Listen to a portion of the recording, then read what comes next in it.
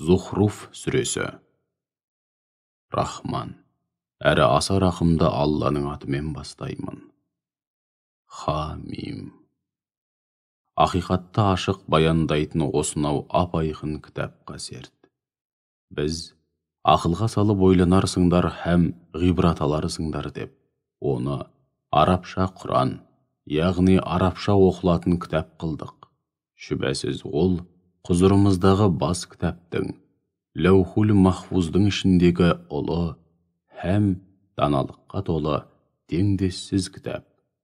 Сонда сендерді шектен шыққан һәм Алла берген саналуан қабілеттер мен нығметтерді зая қылушы қауым екен деп, осынау насихатқа толы қасиетті кітапты түсіруді тоқтатып, сендерді өз жайларыңа қоя береміз бе? Біз алғашқы қауымдарға да хақ жолдауымызды жеткізетін қаншама пайғамбар жібердік. Алайда олар өздеріне келген пайғамбарлардың бәрін келемеждеп, мазаққа айналдыратын еді. Міне, сонда біз сені мазаққа айналдырған меккеліктерден әлде қайда күшті, анағұрлым пәрменді қауымдардың да көзін жойдық. Бұл Құранда күлі көкке ұшқан алғашқы қауымдар жайлы ғибратты оқиғалар бұдан бұрында баяндалғандын.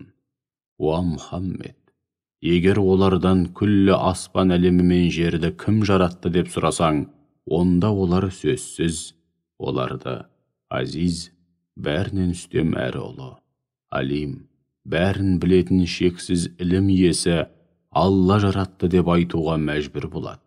Ол жер бетін сендерге бесік етті, және онда жол тауып емін-еркін жүріп тұруларың үшін жолдар мен өткелдер ашты. Көктен белгілі мөлшерде жауын жаудыратын да бір өзі. Нәтижеде, біз сол жауынның суымен өлі елді мекенге қайтадан жан бітіреміз. Міне сендер де дәл солай қайта тірілген күйде қабірлеріңнен шығарыласыңдар. Сондай-ақ жаратылыс атаулыны жұп-жұбымен жаратқан және сендер үшін мініс көлік ретінде кемелер мен жануарларды жаратқан да бір өзі. Оларға емін-еркін мініп, жайғасарсыңдар және сол кезде Раббыларыңның нығметін естеріңе алып былай деп айтарсыңдар. Бізге осы мініс көлікті бағынышты еткен Алла мінсіз, кемшілік атаулыдан ада, һәм лайықсыз сипаттардан пәк, әйтпесе біздің оған шамамыз жетпес еді. Шүбәсіз біз түбінде Раббымызға қайтамыз. Соған қарамастан мүшриктер кейбір құлдарын оның бір бөлшегі санайды. Алланың бауыр еті балалары бар дегенді шығарады. Адам баласы шынында да Құдайын танымайтын рахметі жоқ жаратылыс.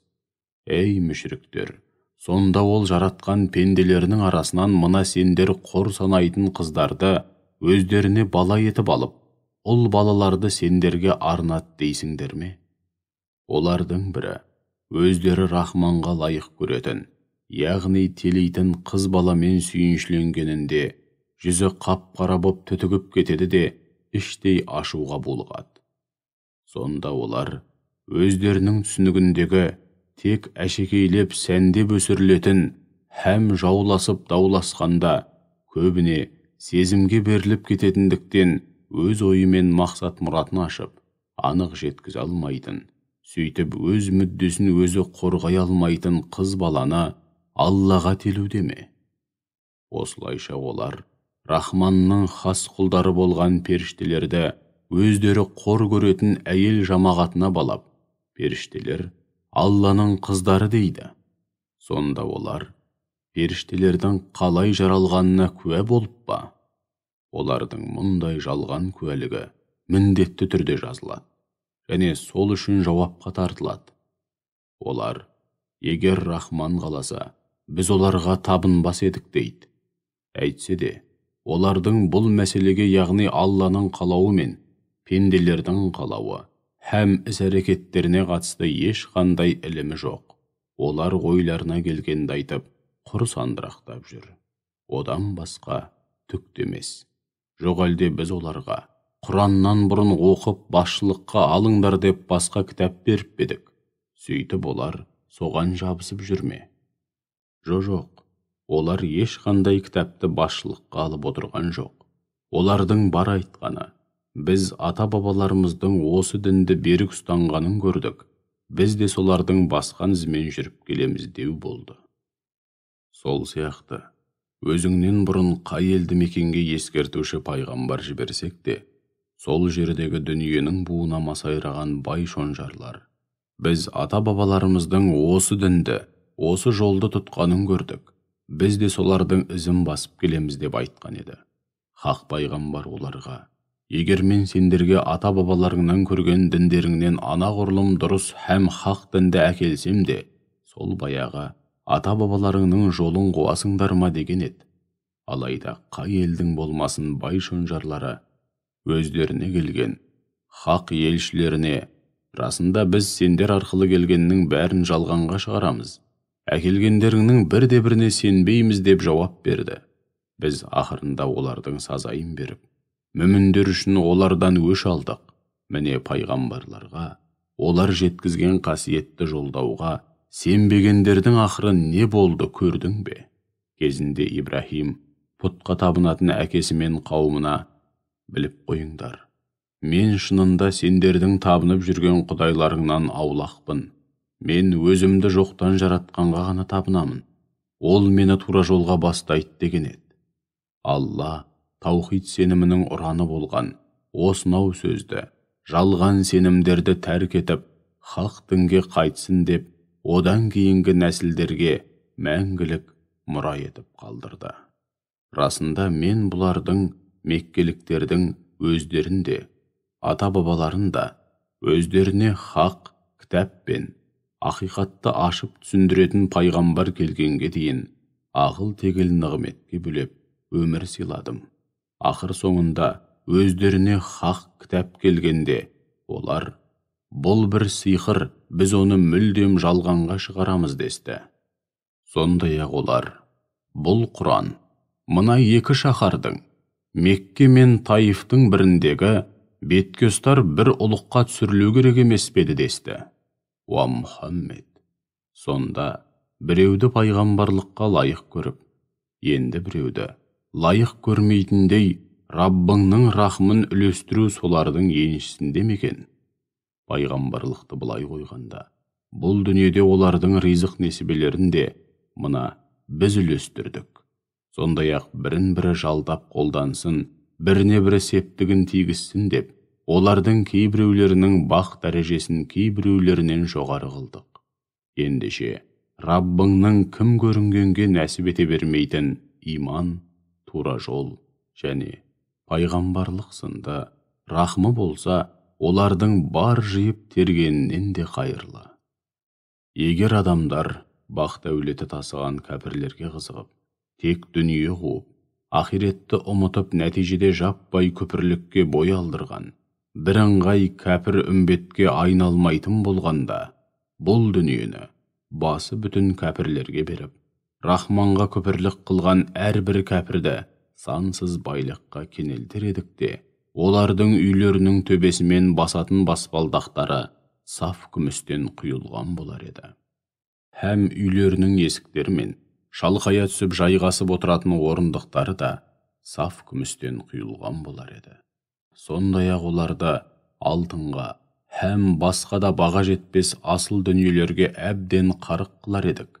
Дегенмен бұлардың бәрі де дүниедегі қу тіршіліктің болмашы бұйым боқшасы ғана. Ал қисапсыз нығметке толы мәңгілік бақыт мекені ақирет болса, Раббыңның құзырында тақуалардың еншісінде.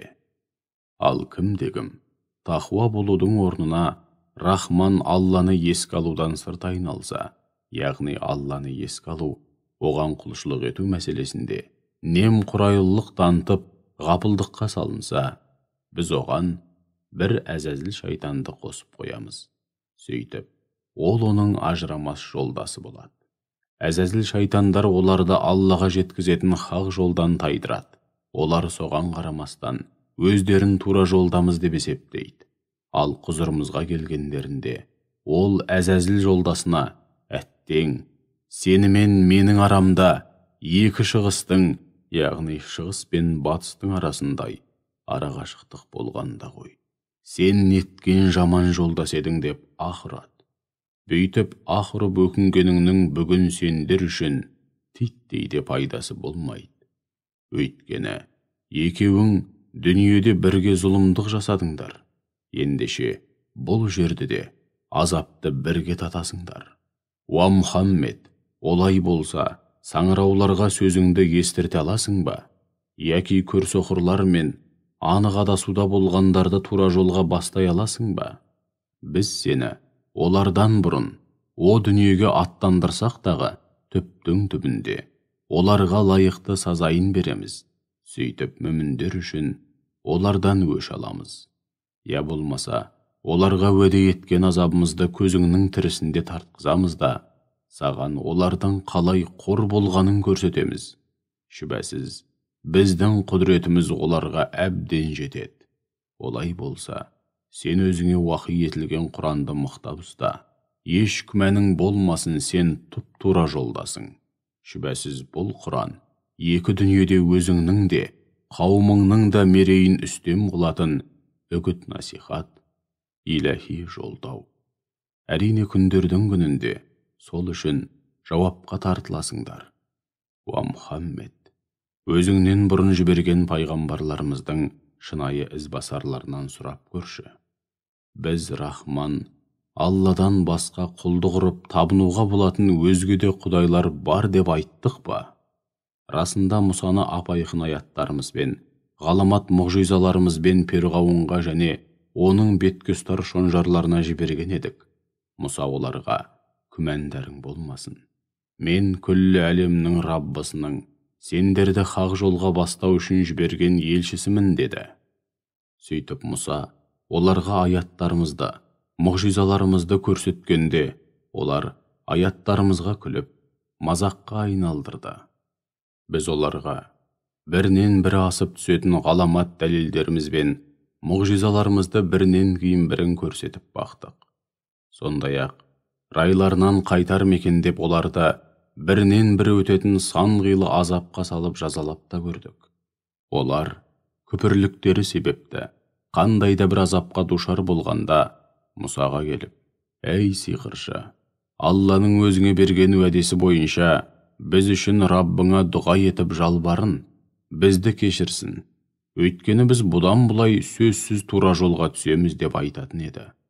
Мұсаның дұғасымен еңселерін ezген ауыр азаптың бетін қайтарғанымызда, олар түк болмағандай бірден сөздерінен таятын еді.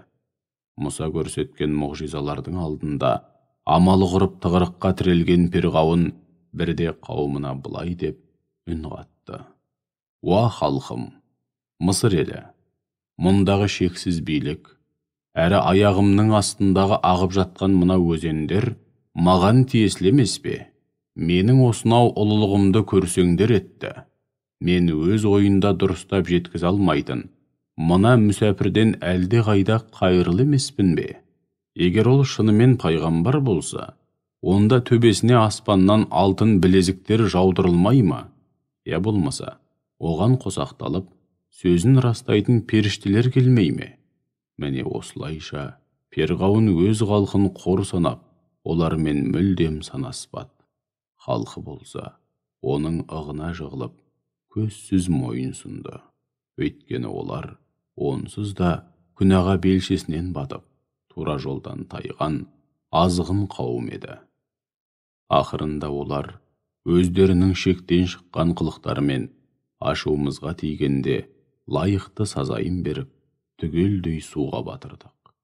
Сөйтіп оларды тозаққа тұңғыш жол салушы қауым һәм кейінгі ұрпақтарға ғибрат боларлық мысал қылдық. Мәриям ұлы Иса да Алланың құдіреті күшті жалғыз Құдай екенін дәлелдеу мақсатында мысал ретінде келтірілгенде, қауымың оны менсінбеген сыңай танытып, һәм бұл мысалды түкке тұрғысыз санап, бірден даурығып, күлген еді. Сонда олар, біздің құдайларымыз үстем бе, жоқ әлде Иса ма деді. Олардың сондағы бар ойы сенімен сөз таластыру ғана, одан басқа түк емес. Сөз таластыруды былай қойғанда, олар жалғанға жаны құмар, барып тұрған сотқар қауым. Әйтсе де ол, Иса, өзіміз нығметке бөлеген, яғни пайғамбарлық міндет жүктеген ерекше құл еді. Біз оны Израиль ұрпақтары үшін одан үлгі алып тура жолға түсер ме екен деп ерекше үлгі өнеге қылдық.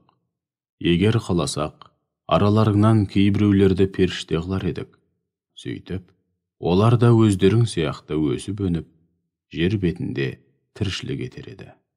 Сондай-ақ ол, яғни Мәриям ұлы Иса, һәм оның мұғжизалары қиямет қайымның міндетті түрде орнайтынын әрі таяп қалғанын көрсететін бірден бір белгі. Ендеше оған күмән келтіруші болмаңдар. Сондай-ақ, ақиреттегі мәңгілік бақытқа қол жеткізгілерің келсе, маған еріңдер. Нағыз тура жол міне осы. Абайлаңдар. Шайтан сендерді осынау хақ жолға түсуден тежемесін. Өйткені ол сендерге анық дұшпан. Иса ап-айқын мұғжизалармен келді де, қауымына күмәндарың болмасын. Мен сендерге хикметпен, яки пайғамбарлық міндет және даналыққа толы кітаппен, сондай-ақ араларыңда келіспеушілік тудырған кейбір мәселелерді ашып түсіндіру үшін келдім. Олай болса, Алланы лайықты түрде ұлықтап, оған қарсы келуден сақтаныңдар және маған қалтқысыз мойынсұныңдар. Шүбәсіз, Алла менің де Раббым, сендердің де Раббыларың. Ендеше оған құлшылық етіңдер. Нағыз тура жол міне осы деген еді. Өкінішке қарай, Исадан кейін олардың ішінде Иса һәм оның ілімі жайлы өзара бей-берекет таласып тартысқан сан алуан топтар пайда болды. Ендеше Исаның ілімін түбегейлі өзгерту арқылы өздеріне һәм өзгелерге зұлымдық жасаған залымдар жан төзгісіз ауыр күннің азабына душар қылынып қараң болсын. Жоқ әлде олар, яғни күпірлікте қасарысқан мүшриктер, қиямет қайымның еш нәрсе сезбей жайбарақат жүргендерінде аяқ астынан келуін күтуде ме? Ол қиямет күні дүниедегі барлық достар, яғни бір-бірін тек дүниелік мақсатта дос тұтқандар, біріне бірі қас дұшпан болады. Ал тақуалардың жөні бөлек. Олар қай кезде де бір-біріне шын жанашыр дос болады. Сол күні Алла тақуа жандарға былай деп үн қатады. Уа құлдарым, бүгін сендер үшін ешқандай қорқыныш жоқ. Сондай-ақ, бүгін сендер мүлдем қайғы қасірет шекпейсіңдер. Олар барлық аяттарымызға иман келтірген, һәм бізге жан тәндермен мойын сұнған құлдарымыз. Оларға, қане, өздерің сияқты иман келтіріп қалтқысыз мойын сұнған жұбайларыңмен бірге шат-шадыман болып жұмаққа кіріңдер делінеді. Алтын табақтар мен бал татыған алуан түрлі сусындарға толы қадақтар тасыған жұмақ қызметшілері оларда айналсоқтап, сый құрмет көрсетеді. Онда көңіл соғатын, һәм көздің жауын алатын нәрселердің бәрі бар. Сендер онда мәңгі бақи қаласыңдар. Дүниеде істеген игілікті істерің үшін сендерге мұра ретінде берілген жәннат міне осы. Онда сендер тойып жейтін, түр-түсі, дәмі һәм иісі жағынан алуан түрлі жеміс-жидектер бар. Ал күнәға белшесінен батқан тозақы кәпірлер болса, жаһаннам азабын бойлап, онда мәңгі бақи қалады. Олардың азабы мүлде жеңілдетілмейді. Һәм онда Алланың рахмынан бір жола үміт үзіп қала береді. Біз оларға мысқалдайда қиянат жасамадық. Керісінше олар өз-өздеріне қиянат жасаған залымдардың нақ өзі болды. Олар жаһаннамда сондағы сақшы періштелердің басшысына: «Уа мәлік, садаған кетейік. Бізге осы да жетер, Раббың көзімізді бір жола құртып шаруамызды бітірсін» деп ойбайға басады. Сонда мәлік оларға: «Жоқ, енді сендер осында мәңгі бақи қаласыңдар» деп айтады. Анығында, біз сендерге ақиқатты әкелген едік, алайда басым көпшілігің ақиқатты жақтырмадыңдар. Уа Мұхаммед, Сонда олар саған тұзақ құру арқылы мәселені түбегейлі шештік деп ойлайды ма? Анығында мәселені түбегейлі шешетін мына бізбіз. Әлде бізді бір-біріне сыбырлап айтқан сырлары мен құпия кеңестерін естімейді деп ойлай ма? Естігенде қандай? Сондай-ақ әркез қастарынан табылатын елшілеріміз, періштелеріміз де олардың барлық сөздері мен істерін жазып алуда. Оларға, егер Рахманның баласы болғанда, оған ең алғаш табынатын мына мен болар едім де, күллі аспан әлемі мен жердің Раббысы, ұлы арштың Раббысы, олардың өзіне теліген сипаттарынан мүлдем ада, һәм мінсіз. Ендеше оларды жөніне қоя бер. Өздеріне уәде етілген мерзімді күндеріне тап болғанша, өздері дендеп бойлаған жалғанның қызығына батып, ойнап күліп жүре берсін. Ол көкте де табынуға лайық жалғыз Құдай, жерде де табынуға лайық жалғыз Құдай, ол Хаким. Әрісі мен үкімі көп деген хикметтерге толы асқан даналық иесі, Алим, бәрін лайықты түрде білетін, шексіз ілім иесі. Күллі аспан әлемінің, жердің және көк пен жердің арасындағы барлық нәрсенің бар билігі мен иелігі бір өзіне ғана тән болған, қисапсыз нығмет пен құт берекенің жалғыз иесі, Алла қандай ұлы десеңші. Қиямет сағаты жайлы нақты мәлімет те бір өзінің құзырында. Ақыр соңында бәрің де оның құзырына қайтарыласыңдар. Мүшріктердің Алладан басқа тәңір тұтып, жалбарынған құдайлары Хақ Тағаланың құзырында шапағат ете алмайды. Ал саналы түрде һәм хақ ілімге сүйене отырып, ақиқатты, яғни Алланың құдіреті шексіз жалғыз Құдай екенін растап, куәлікке жүргендердің жөні бөлек. Олар Алланың құзырында шапағат етуге құқылы. Егер мүшріктерден сендерді кім жаратты деп сұрасаң, шүбәсіз Алла деп айтады. Ендеше олар қалай ғана осынау ақиқаттан алшақтатылып, теріс жолға түсірілуде. Алла Тағала пайғамбарының: «Уа Раббым, расында бұлар Құдайға сенбейтін қауым» деп, қауымы үшін қам жеп қатты қынжылғанын да біледі. Уа Мұхаммед, ендеше кәпірлердің сөздері мен қылықтарын көңіліңе алма, оларға есендік тілеп, өз жолыңмен жүре бер. Олар күпірліктің өздерін қандай құрдымға құлататынын әлі-ақ білетін болады.